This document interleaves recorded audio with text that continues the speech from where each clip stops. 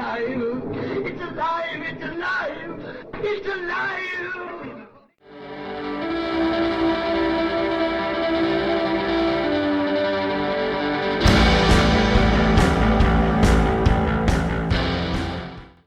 Hello and welcome to Alive After Reading. I'm your host, Tim Niederreiter, and with me today is a new guest to the podcast whose name I forgot to ask how to pronounce, but Henry Corrigan, I think that's how you say it. That's correct. Welcome to the show.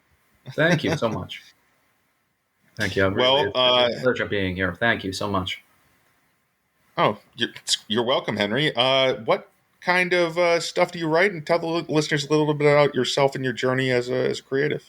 I guess the best way to describe me is a multi-genre author. I personally describe myself almost like an omnivore. I kind of write or read just about everything. So I write right now. My my debut novel is in horror, but I've also got children's books, a couple that I've been working on for a number of years. I've got my work in progress is the beginning of a sci-fi series. I actually just wrote a short story the other day that is my take on sword and sorcery, I shouldn't say that. It's my skewering of sword and sorcery, I should say. So, yeah, my original works where I really cut my teeth was in erotica. So I wrote a lot of short stories as I was coming up as a writer. I appeared in a number of anthologies as well. I'm a poet and a playwright. I have a play that I've gotten some good feedback on that I'm still tinkering with. I write songs, poems. Let me see. There's a number of books that, aside from my primary debut novel, A Man in Pieces, and I've also self-published a number of short stories online. So I'm... Oh, cool. Yeah. So I guess, I'm really... Yes. Go on. Sorry, I shouldn't have interrupted you, see.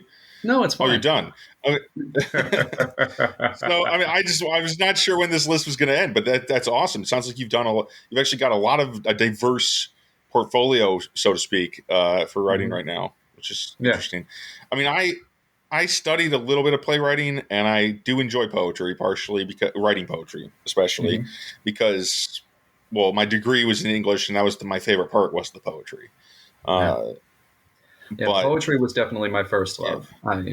I think it was middle school, grade school. I fell in love with poetry. Absolutely. The plays I really got into as I got older. Horror stories have always been one of my bread and butter, at least for reading. So it's been one of my biggest pillars, I should say.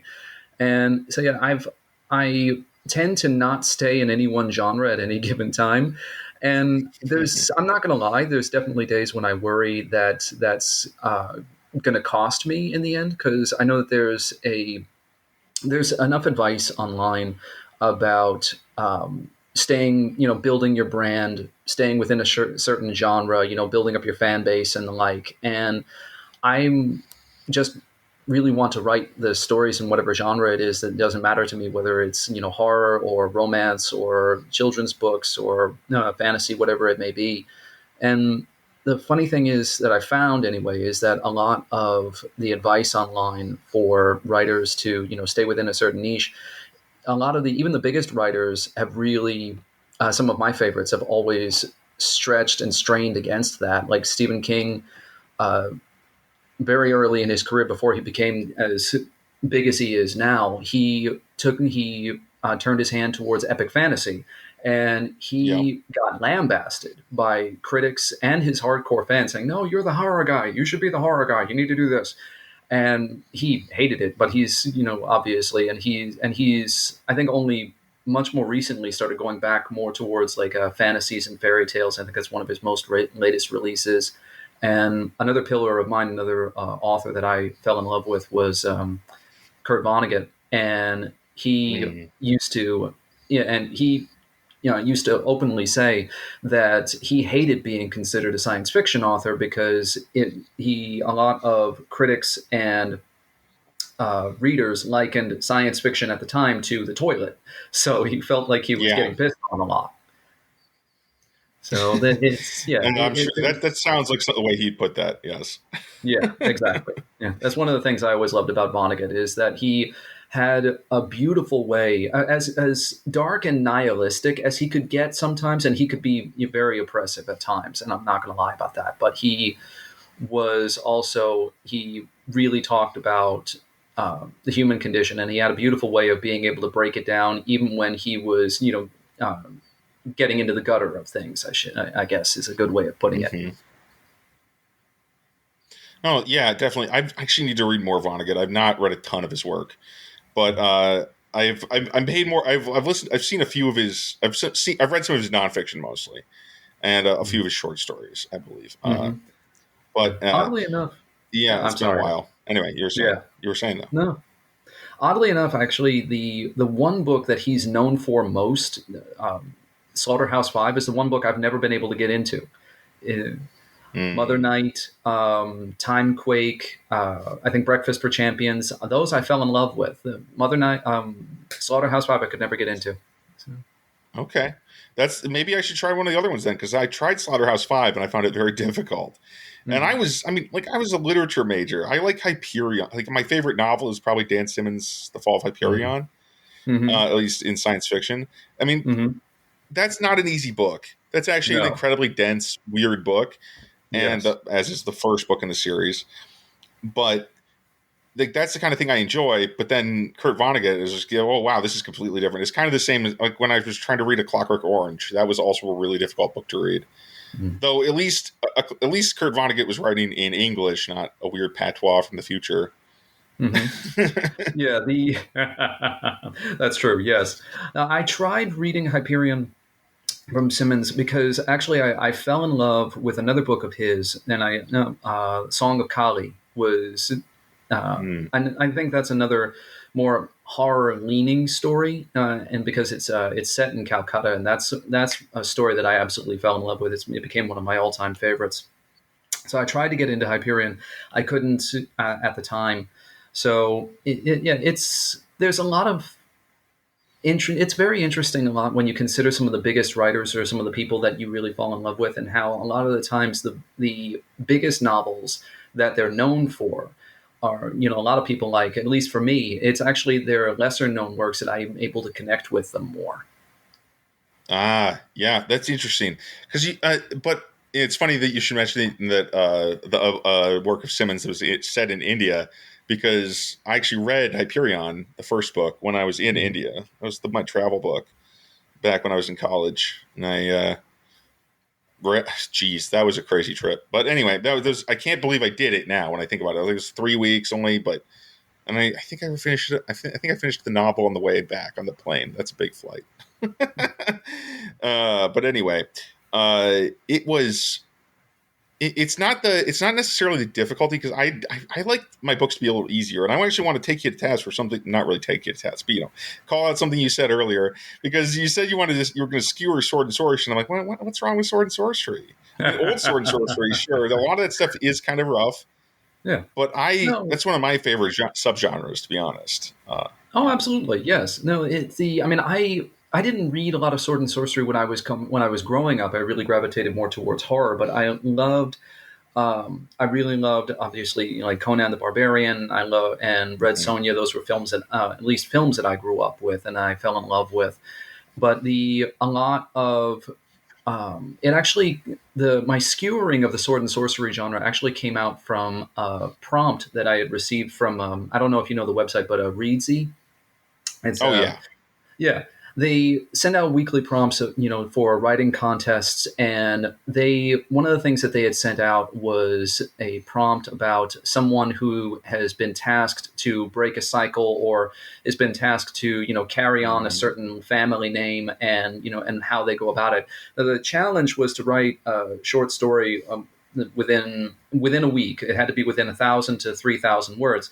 I ended up writing like 6,000 words in like 2 or 3 days. So, and it was based off of an idea that I had about a young trans writer who had been tasked to take on the idea of one of the founding fathers, or my fictional idea of a founding father of the of sword and sorcery. Somebody like Doc Samson or Tarzan, someone like these really super uber masculine guys who were always like perfect at everything and, always the strongest and the like, and how the trans writer, especially a woman, would approach it as something and try to bring it to more of a contemporary time to make it more mainstream. So, but still not strip away the soul of the character, but get back to what people actually love about sword and sorcery, and about the idea that, specifically like Doc Samson or something, someone who, Do you mean Doc Savage? What's up? Savage, Doc Samson. Yes, I'm sorry. Yes, talking about Doc Savage.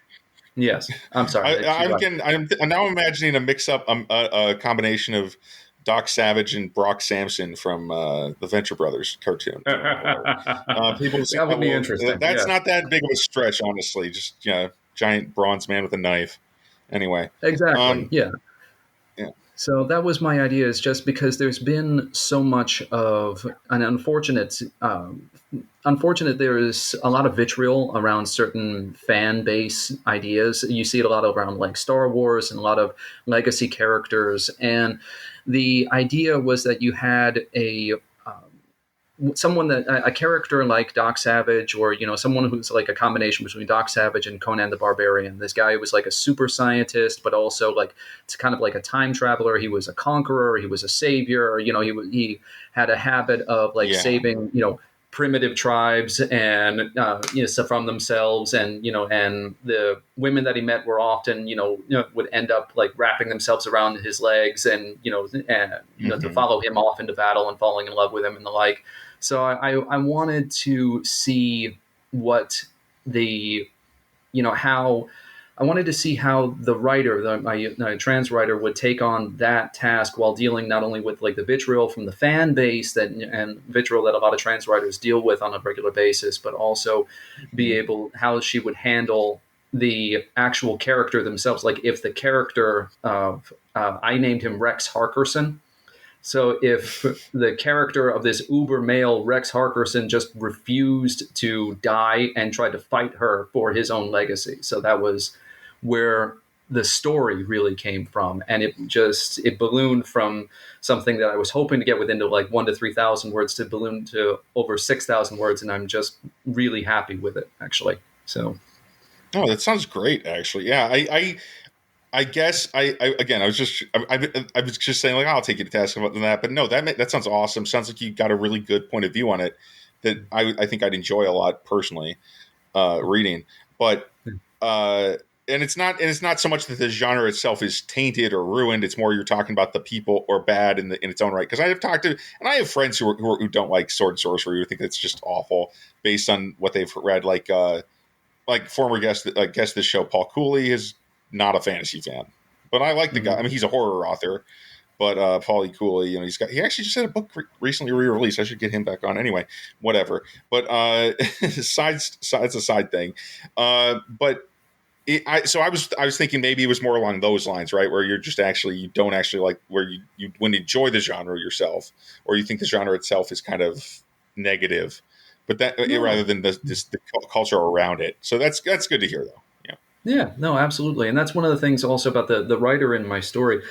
Grew up reading sword and sorcery and absolutely fell in love with it. And the reason that she wanted to take on the mantle for Rex Harkerson is because he was the kind of guy that he could literally he was a time traveling super scientist who became so he was able to end up pretty much anywhere from he could end up in like the Badlands fighting marauders like Conan the Barbarian. He could end up as in a shootout in Old West Town. He could fight in tournaments with knights and the like, and it just the epic possibility that's inherent within sword and sorcery of being able to see these wondrous times, to be able to fight for what you believe in, be able to fight for yourself as who you are. So that's one of the things I think that's one of the tenets of sword and sorcery. So that's one of the things that I wanted to make sure was in the story itself. It's the joy of being able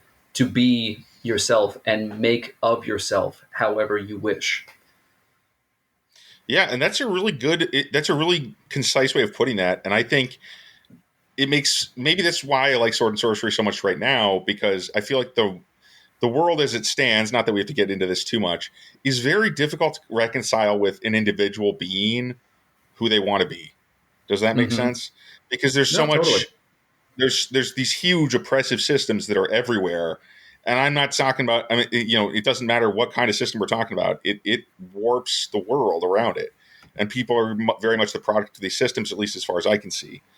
Yeah. And it's hard to be in and like the idea of the lone hero or the warrior or whoever who's able to always be themselves, no matter where they are, is very powerful. And Yeah. like that's an attractive proposition. No, absolutely. Yes. And that's one of the things also that I find so frustrating about the world as it stands now. And again, I don't want to get too into it really, but a lot of who we are is just simply defined by who we say we are or who we say Mm-hmm. other people are supposed to be.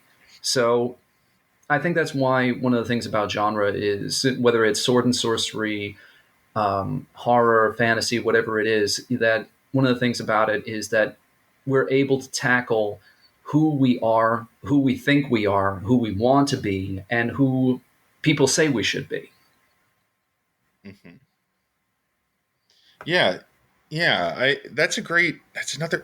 Wow, you're a very philosophical individual. You know that? It seems like you've got a lot of good of interesting takes. Let me say, Thank you. I try.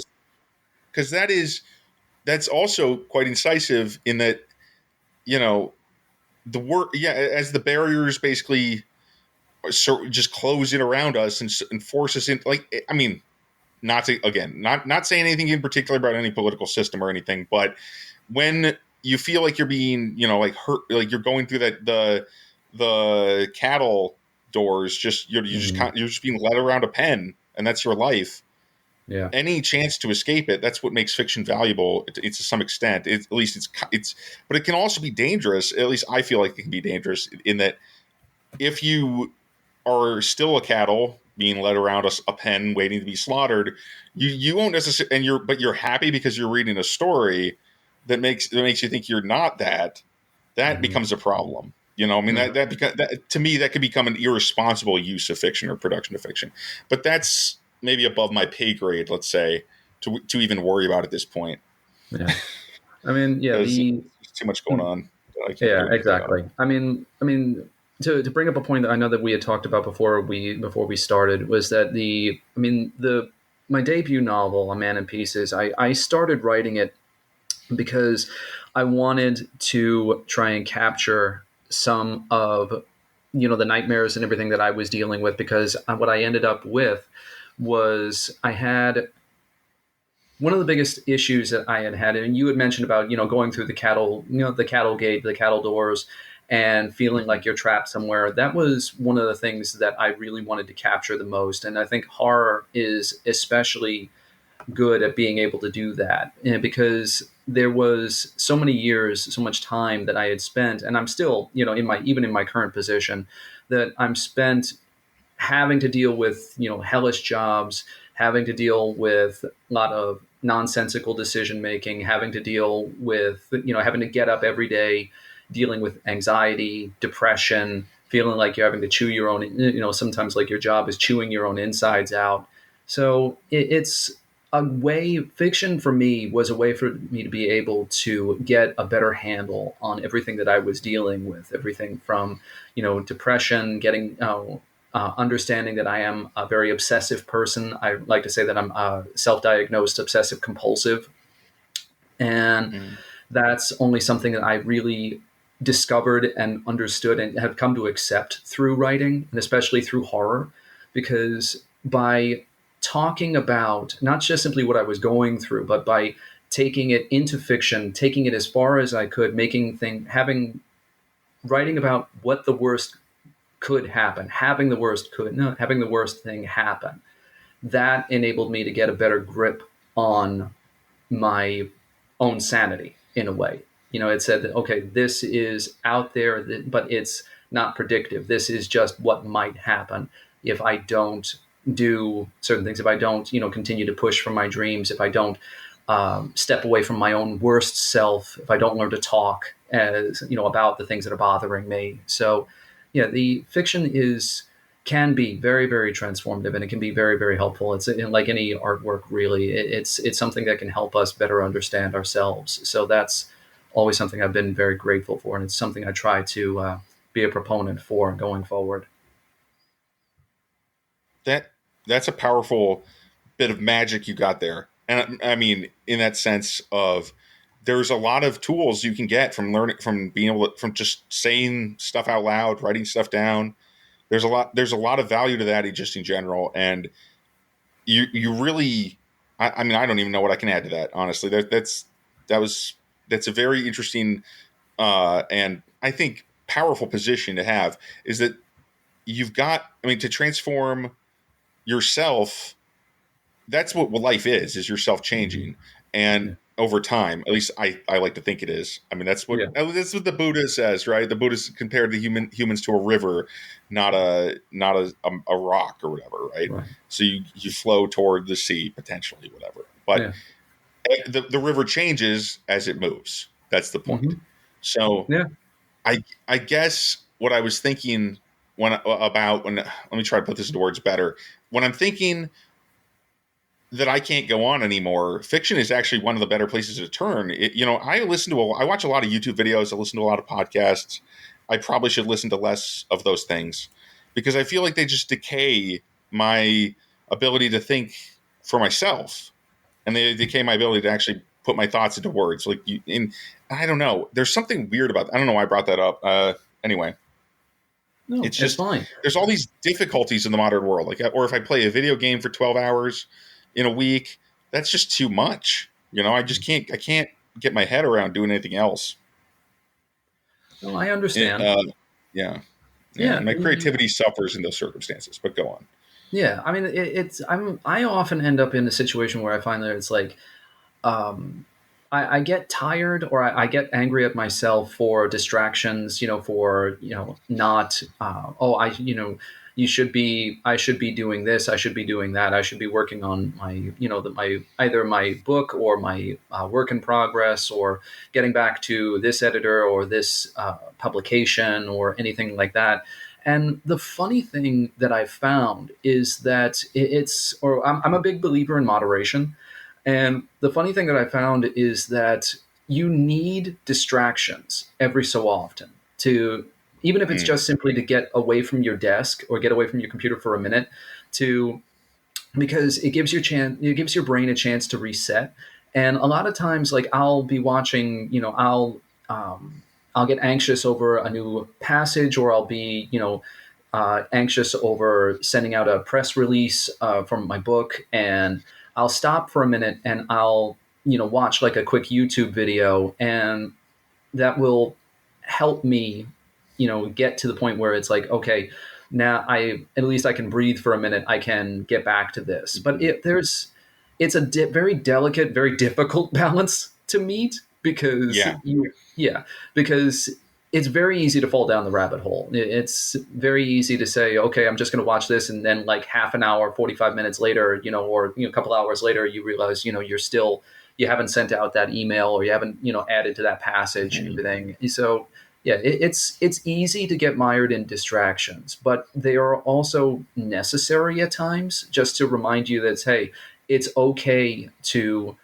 take a break. It's okay to stop, beating your head against the wall. You don't have to keep going. Like I had tweeted the other day that I spent the 4th of July weekend, like half of the 4th of July weekend I spent being upset with myself, saying it's like, I should be doing, I've got 3 days, I should be able to doing this, I should be doing that, I should be, working on certain things.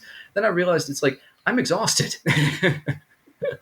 Yeah. Okay. I'm exhausted. I've got a family, that even though I work from home, I don't get to spend a great deal of time with them throughout the day. I've got a 4-year-old daughter who wants to play, who I've got my wife who I actually like to spend time with, thank God, so it's good to remind yourself that it's okay to take a break and recharge. It's like I said, it's not easy to keep up and make sure that you don't get mired in like distraction or get swallowed up by anxiety or fear of moving forward. But it's okay to take a break every so often. I hear you. I mean, and I guess what I said probably does sound like I thought it wasn't okay to take a break, but I get it really is the balance that I have trouble with. Though it's when I take a break, it takes the whole day, and when I take when I write, I could write for 6 hours, but then I'm exhausted and I don't want to do anything the next day. It's that kind of thing. I don't know if I need to change that because I have always been a pretty good binge writer. But it's a difficulty in my process because it makes it kind of irregular, right? Because how to start after you took 2 days off or something, Anyway, No, I totally get it. Yeah, I guess my solution to binge writing was something I discovered right when I started coming out of my major depression in 2019. Because in 2019 I got a CPAP machine, which I've probably mentioned on this show before. But before that, I was probably pretty close to dying. I'm serious. Like I was so depressed. I hadn't had a good night's sleep in what must have been at least 5 years. And I think it was probably more like 10. And then I got the CPAP machine and I discovered that I wanted to try dictation. As soon as I started having a little rest and, I started feeling a little more rested, I'm like, okay, I'll try dictation again. And I did.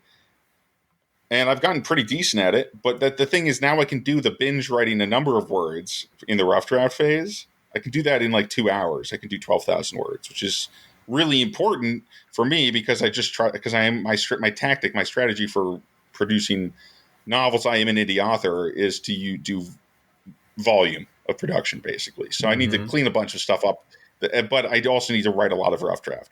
And it's really fun to type the rough draft, but it's also nerve-wracking in a weird way for me because I can see the words appear, and that bothers me to no end. It makes it very difficult, which is funny because that's how I started out. When I started writing, of course, I wrote for 17, 18 years before I started dictating. But now I'm like, oh, when I look at the words appear, it makes it so much harder. Do you have any challenges along the, not necessarily that specific thing, but anything?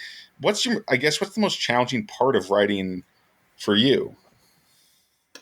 I think one of the most challenging things, at least recently for me, is understanding the business side of writing more. I mean, not like the marketing and promotion, though that was a learning curve and still is. It's one of the things that I had read, some of the advice that I had read was to, treat your writing, your product, yourself, basically, as a writer, as almost as like a full-time job, to treat it as like something that you're trying to get off of the ground.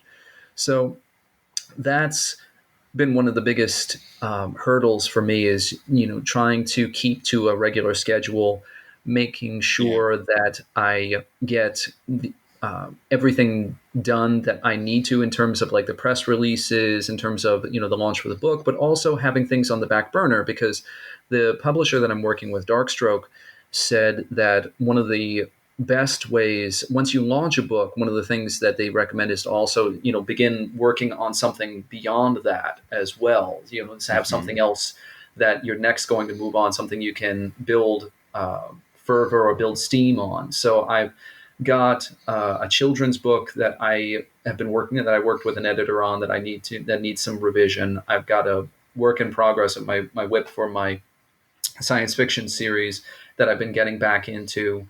And like I said, I wrote a short story the other day, and I actually have a novella that I wrote a while ago that I finally transcribed and been working on, that I'm actually going to be part of the mentorship program with the Horror Writers Association. So I'm still waiting to hear about who my mentor is going to be, and when it's going to begin. But that's something else to add to my resume, to talk about and to build up. So I think that's one of the reasons why I say, it's all having distractions or, needing breaks and everything like that it's always difficult. It's a very difficult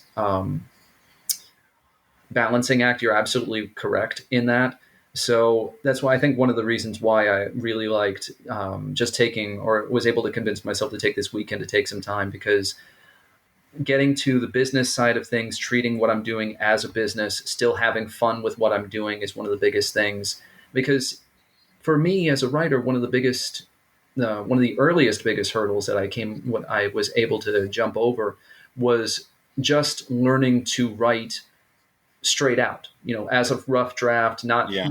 questioning or, worrying about what my word choice is or whether it's cliched or anything like that, because just writing it down for myself, because it took me forever to finally realize that even writing something poorly, even going back and knowing it's like, no, that's not right. I know that's not right. When you go back and you look at it, even the poor writing, the bad writing, it points you in the direction of where you need to go. And it gives you an idea. It's like that little scratch or that little poke in the back of the head saying, it's like, no, buddy, over this way, go that way. And that's it's more like a guide. It's a guide. Yes. It's like a signpost that tells you where to take the actual story. Exactly. Yes. Yeah.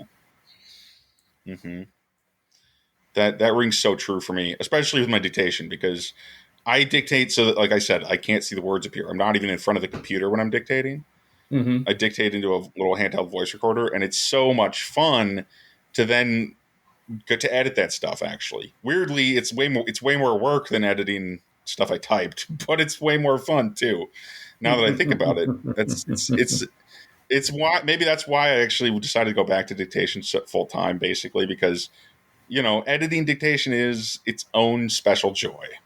Yeah. And I know a lot of people don't think editing is joyful, but I try to take joy in the entire process if I can, and that's honestly when I'm in the mood for it. There's not much better than that. It's like, oh, this story basically didn't exist before I got to it and started digging around in its guts in these words so that I vomited out into an MP3. But now, I mean, those books they become very good, and I go places I wouldn't go otherwise, right?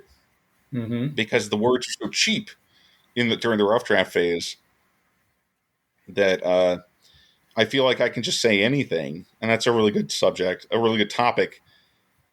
What am I trying to say? That's a really good direction to be going, is to go just like everywhere at once, and then you have all the information and you can chisel the story out of it.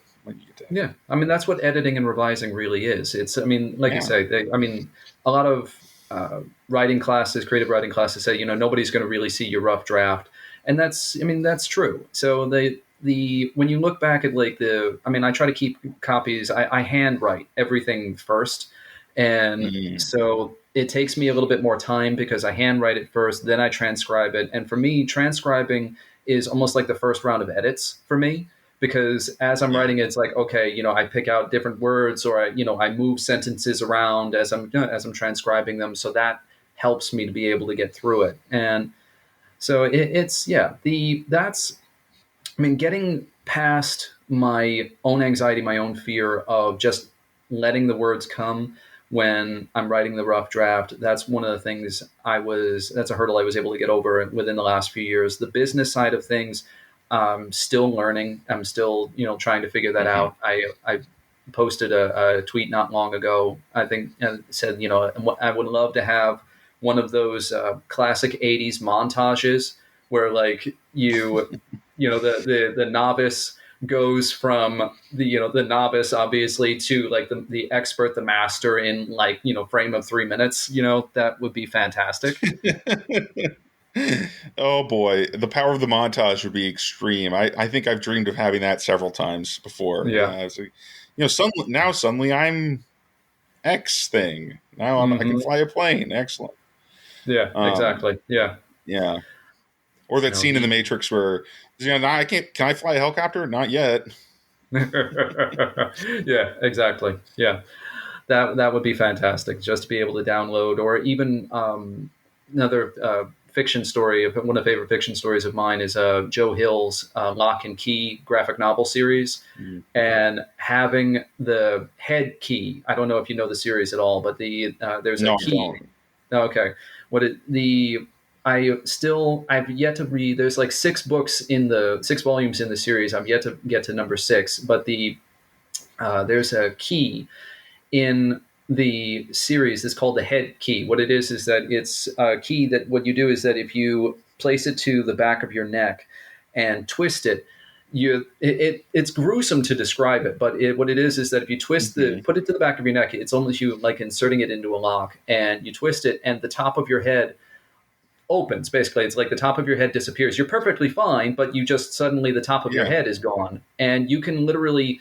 cram in or take out anything that you want. Like if you want to read a book, or if you want to study up on a certain thing, you can literally just cram the book into your skull and it'll immediately pop up in your memories. It's not a guarantee that you'll understand everything that you're cramming in, but yeah, if you want to like cram in your some new skill that you want to learn, or if you want to take out certain things about your personality, like if you want to take out if you have anxiety like me, if you're a depressed person like me, an obsessive person like me, wanting to take something like that out, that the prospect of that is fantastic. I mean, there's been many times I know we had talked about before the recording began, but the one of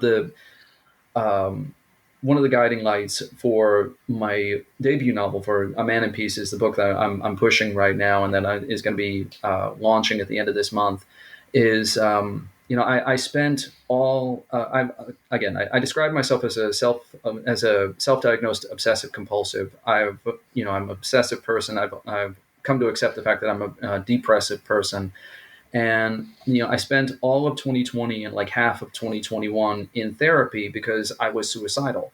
And with A Man in Pieces, I mean, the book itself predates the really black thoughts that put me into therapy, that put me on a medication for like a year and a half. But it was also a way for me to be able to look back and accept that it's like, okay, yes, I was suicidal, and I was, and I will always likely be a depressive, obsessive person, but, because who I am predates the worst parts that I went through in like 2020 and 2021. But it's a good reminder to myself that, I am still here, but it's also one of the things that is the most frightening that I've come to accept about going back about that I've come to accept while I've just been promoting the book and talking about what it's about and where it came from and everything, is the fact that one of the main reasons that I am still here, that I didn't take my own life however many years, during 2020 or 2021, is part of the reason that I'm still here is because of luck. Because I was lucky enough to find a good therapist on the third try, it took me a couple of tries to be able to find the right person. The first one didn't have any time for me. The second one just did not work out. We did not get along. Third one was right on the money, and I was lucky enough to find a therapist that accepted my insurance and somebody that I trusted that was able to help me. And I know there's a lot of people out there that unfortunately do not have that kind of luck. I was lucky enough to have, for medication actually worked for me where it doesn't for others. So I was very, very lucky, and I'm still very glad to be here. But it's a good reminder it's a scary reminder, but it's a necessary reminder that, there's, when you look back and, you think about the near misses, how many, what things what would have happened, or would you still be here if things had gone just slightly differently? So I think that right there is the essence of horror. And it's one of the things that, it's something that is good for all of us to remember. It's not easy to accept, but it's good to remember. Yes, definitely. I'm again not sure how much I can add to that, but we are actually way over time. Normally, this show only runs about half an hour. But Henry Corrigan, it's been awesome having you on, and I'm sorry to end right after that, but it's a very serious note. But I don't know. tell people when and where they can find the new book when it comes out. A Man in Pieces, it drops on Amazon. It's available for pre-order right now. It's through Darkstroke Books. It's the ebook launches on 7/29. That's a Friday at the end of this month. The ebook will launch then. The paperback, it will be available sometime in September. I'll obviously let people know when that's available, and but for right now, that's where I'm at. I've got my pre-orders already up. The launch is on the 29th. I've got a number of book tours and blog swaps that I'm setting up for the promotion. Been sending out press releases, art copies, and reviews. So I'm trying to give my book as the best possible life that I can. So buy it, please. Yes, definitely. So yeah, thanks for being on, Henry. It's very, very interesting discussion. And not exactly what I was expecting, but more, almost better than I could have hoped for. So thank you. It's been great to talk to you. Thank you very much. It's been wonderful. Thank you so much. All right. And everybody else, thanks for listening. I hope you enjoyed the episode. Also, if you are on Amazon, you can find my books there. Demon Scroll is still probably the best place to start because I've been remiss in posting new books for a while and uploading and publishing. But that's going to change because I've got a whole ton of books in the pipeline. It'll be a new series and then another new series and so on. But you're going to have to wait on the line a little bit for that because it's not. I don't think those will drop until September because I still have to write them. What do you know? You have to write it to have a book come out. You have to write it first. So anyway, people, thanks for listening. You can find more about this show at mentalcellarpublications.com. You can read my books on Amazon, like I said before. So take it easy, stay safe out there, and I'll talk to you again soon. Bye-bye.